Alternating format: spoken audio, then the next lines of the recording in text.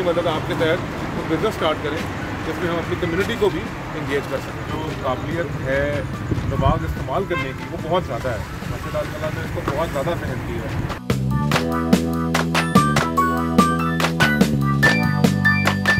लम्हा न्यूज़ की वीडियोस देखने के लिए हमारा चैनल सब्सक्राइब कीजिए और साथ ही बने बेल आइकन पर क्लिक कीजिए। अस्सलाम वालेकुम व्यूअर्स, लम्हा न्यूज़ के साथ मैं हूं सलमान फारूक और मैं आज मौजूद हूं इस्लामाबाद की F6 सुपर मार्केट के पास। और यहां पर मेरे पीछे आप देख सकते हैं कि एक मोबाइल होटल है, लेकिन इसके बारे में एक बहुत मज़ेदार बात है और वो आपसे शेयर करते हैं, आपको इसकी तफसील भी बताएंगे।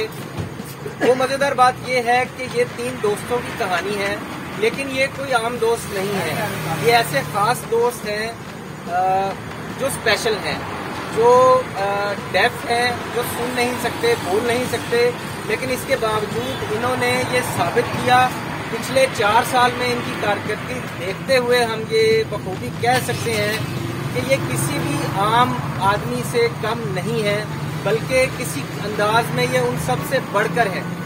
तो इनकी स्टोरी जानते हैं इनके बड़े भाई इकबाल की जुबानी, और उनसे जानते हैं कि उन्हें मजीद इस वाले से क्या कहना है। जी चलते हैं। इसी हवाले से हम बात करते हैं।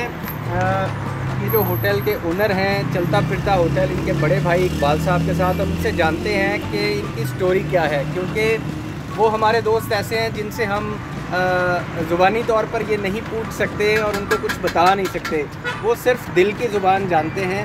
तो इकबाल साहब से जानते हैं कि इनकी लाइफ स्टोरी क्या है। अस्सलाम वालेकुम इकबाल साहब। जी वालेकुम सलाम। इकबाल साहब, ये कब आइडिया स्टार्ट किया आपने और किस तरह मिलकर इसको एग्जीक्यूट किया? सर ये आज से 4 साल पहले 2017 में ये आइडिया स्टार्ट हुआ था।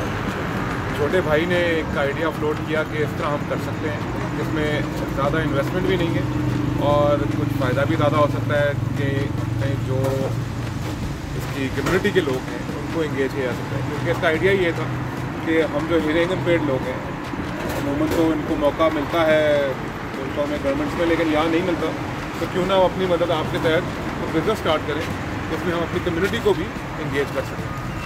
तो ये बड़ा अच्छा एक आइडिया था इनका, और फिर उन्होंने इस पर खुद ही काम किया, तो थोड़ी बहुत तो हेल्प ली, लेकिन एग्जीक्यूट प्लानिंग ये सारा कुछ इसने खुद ही किया। कोई ऐसी चीज़ इनमें भी देखी है आपने, ये समझा कि कुदरत ने अगर इनसे एक चीज़ वापस ली है तो उन्हें किसी और चीज़ में बहुत ज़्यादा कॉन्फिडेंस दे दिया?